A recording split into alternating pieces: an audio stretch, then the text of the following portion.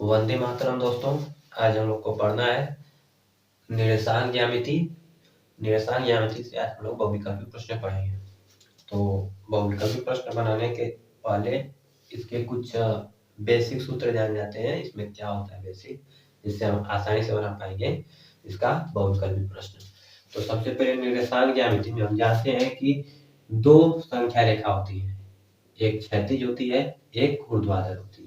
दोनों संख्या रेखाएं एक दूसरे को एक बिंदु पर काट देती हैं। काटती है कि उस बिंदु को कहते हैं मूल बिंदु। क्या कहते हैं? मूल बिंदु। जिस बिंदु पर काटती है उस बिंदु का कहते हैं मूल बिंदु। ठीक। मूल बिंदु के ऊपर धनात्मक दिशा होता है और मूल बिंदु के नीचे ऋणात्मक दिशा होता है। मूल बिंदु के दाएं तरफ धनात्मक दिशा होता है और मूल बिंदु के बाएं तरफ ऋणात्मक दिशा होता है। जो क्षैतिज अक्ष होता है उसे x अक्ष कहते हैं और जो ऊर्ध्वाधर अक्ष होता है उसे y अक्ष कहते हैं। याद रहे हमेशा हमेशा पूरे जीवन भर जब भी पढ़ेंगे निर्देशांक ज्यामिति, तब जो क्षैतिज होगा उसे x अक्ष कहेंगे और जो ऊर्ध्वाधर होगा उसे y अक्ष कहेंगे। ठीक। अब इतना पता चल गया। अब हमें पता करना होता है निर्देशांक बिंदु। क्या? निर्देशांक बिंदु।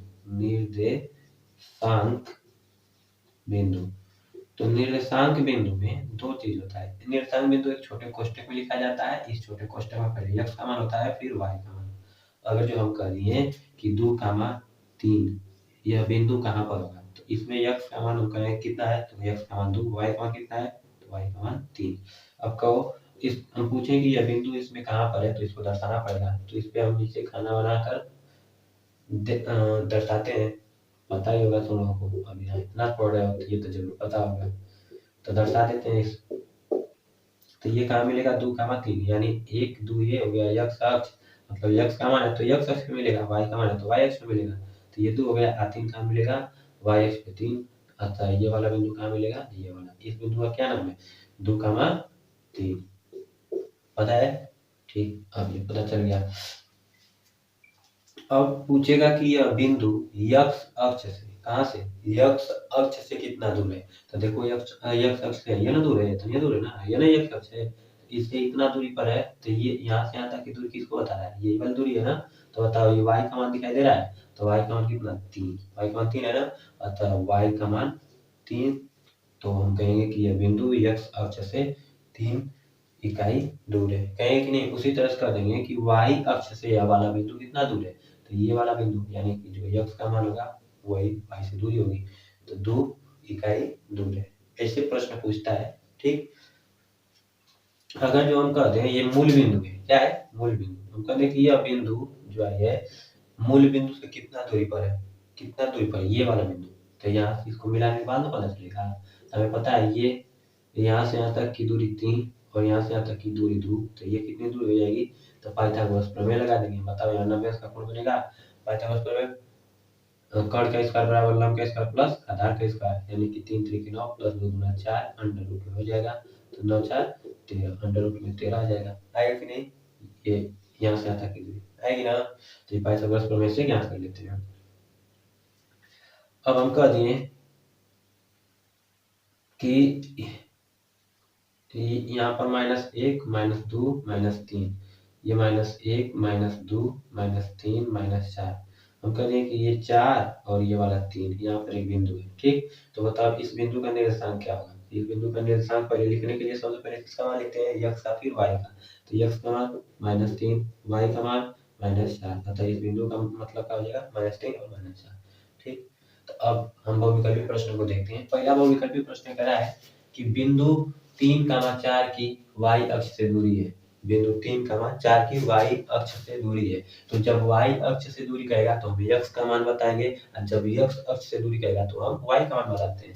तो इसमें y का मान ये है, लेकिन y अक्ष से पूछ रहा है तो हम x का मान बता देंगे 3 इकाई। कितना? 3 इकाई। नहीं विश्वास है तो एक ग्राफ बना लो, इसको दर्शा लो। 3, 4 तो बताओ x का 3 हो गया, y का 4, 1 2 3 4 यहाँ पे ये और ये। बताओ y अक्ष से कितना दूरी पर? y अक्ष से पूछा है ना, तो ये दूरी है ना यहाँ y अक्ष से। तो y से जब इतना दूरी है तो यही ना x वाला 3 है कि नहीं। आगे कह रहा है कि बिंदु 3,4 की मूल बिंदु से दूरी है। अब मूल बिंदु से दूरी पूछ दिया। 3,4 की मूल बिंदु से दूरी है, चाहे x और y, मतलब ऐसे ऐसे रहा होगा मूल बिंदु। ये मूल बिंदु है, x का मान 3, x का मान 3, 1 2 3, और y का मान 4, 1 2 3 4, ये वाला। तो ये और ये दो बिंदु, अतः ये वाला बिंदु भी मिलेगा। ये बताओ, ये वाला बिंदु यहाँ से यहाँ तक की दूरी पूछ रहा है, मूल बिंदु से इस बिंदु की दूरी, तो ये वाली दूरी होगी ना, तो ये और ये पाइथागोरस प्रमेय लगा दो, लगेगा। ये कितना है, ये यहाँ से यहाँ तक 4 और ये 3, तो बताओ 3 और 4 का जब करेंगे तो 25 आ जाएगा। 4 चौको 16 प्लस 3 तरीके अंडर रूट में 25 आ जाएगा 5, ये क्या आ जाएगा 5। बताओ 5 होगा कि नहीं होगा। फिर बिंदु इतने की मूल बिंदु से दूरी, फिर इसका पूछ रहा है, फिर वही कंडीशन -6, x का मान -4 था, x का इधर -6 मिलेगा, 1 2 3 4 5 6, 1 2 3 4 5 6, ठीक। तो -6 यहाँ पे है और +8 है y का मान, तो ऊपर 8 तक जाएंगे, अतः ये 8 और ये 6 जब मिलाएंगे तो ये बिंदु मिलेगा -6 का मान 8। अब ये मूल बिंदु से कितनी दूरी पर है, कुछ नहीं। फिर बना लेंगे क्या, पाइथागोरस प्रमेय पे लगाएंगे, पाइथागोरस प्रमेय लगा देंगे। नहीं दिखाई दे रहा है क्या, चलो फिर से देखो क्या कर रहा है, -6 का मान 8, तो हम दर्शा देते हैं -6 का मान 8 को। मान लो कि 1 2 3 4 5 6, ये अक्ष होता है तो -6 ये हो गया, 1 2 3 4 5 6 7 8, 8 ये हो गया, तो 8 और -6 को मिलाएंगे तो ये वाला बिंदु -6 और 8, क्योंकि पहले x का मान फिर y का मान, ये y होता है और ये x होता है। अब बताओ यहाँ से यहाँ की दूरी क्या है, तो कैसे पता चलेगा, तो पाइथागोरस प्रमेय लगा देंगे। ये बताओ, ये यहाँ 90 का कोण बना बना कि नहीं, यहाँ से यहाँ तक की दूरी क्या है, तो यहाँ से यहाँ तक की दूरी 6 और यहाँ से यहाँ तक की दूरी क्या है 8, ये 8 हो गया और ये 6 हो गया, दोनों काम एलसीएम कर निकालना है ना, तो पाइथागोरस प्रमेय लगाएंगे तो कर इसका अंडर रूट में 64 प्लस 36 बताओ 64 6 10 9 1 10, 100 हो गया, बराबर 10 आएगा कि नहीं, 10 आ जाएगा, ये वाला सही हो जाएगा, होगा। फिर कह रहा है कि बिंदुओं 5 0 व इतने के बीच की दूरी है, बिंदुओं 5, 0 व 12, कुछ नहीं जी। अब ध्यान सुनो, जब दो बिंदु दिया जाएगा तो बिंदुओं के बीच की दूरी कैसे निकालते हैं, दो बिंदुओं के बीच की दूरी, यानी दूरी मान लेते हैं x, तो x बराबर हम पढ़े हैं y, अच्छा x2 माइनस x1 का होल स्क्वायर प्लस ये y2 माइनस y1 का होल स्क्वायर, ये दूरी सूत्र है। क्या है, दूरी सूत्र। जब दो बिंदु दिया जाएगा, जिसे हम कह दिए कि 2,5 और 3,6 के बीच की दूरी बताओ, एक बिंदु ये है, एक बिंदु ये है, मतलब इन दोनों के बीच की दूरी बताओ। तो ये पहली बिंदु है और ये दूसरी बिंदु है, तो पहले बिंदु में x होगा और y होगा, उसी तरह से दूसरा बिंदु में भी x होगा और y होगा, होगा कि नहीं। तो पहले बिंदु की x और y को हम x1 और y1 कहते हैं, और दूसरे बिंदु की x को x2 और y को y2 कहते हैं।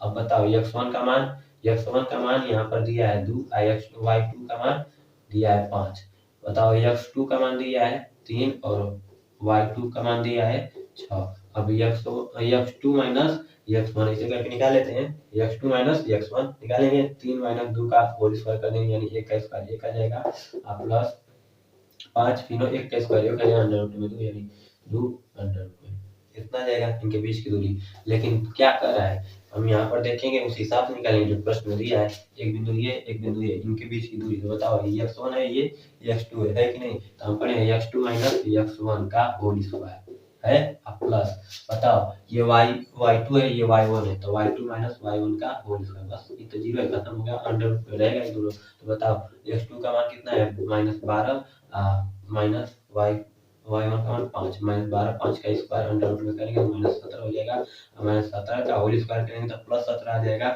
आएगा कि नहीं, +17 का स्क्वायर हो जाएगा ना, अरे -17 गुणे -17 होगा, -17 गुणे -17 तो माइनस प्लस हो जाएगा, और 17 की 2 बार है तो ये एक बार बाहर आ जाएगा, तो कितना आ जाएगा आंसर 17, क्या आएगा आंसर 17 हो जाएगा। फिर चित्र में p के निर्देशांक बताओ p के निर्देशांक बताना है, यहाँ पर p दिया है, यहाँ पर क्या है p, तो p का निर्देशांक क्या हो जाएगा, नहीं पता चल रहा है, पहले x का मान फिर y का मान, तो x ये है ना, तो 3 -3 है, अब y -2 यानी -3 -2 -3 -2 3 नहीं -3 -2 ये भी नहीं, -3 -2 ये वाला सही है, -3 -2 ठीक। तो अगला कल देखेंगे। आज के लिए इतना रहने दे रहे हैं, इसमें अभी बाकी है तो उसको कल देख लेंगे। ठीक।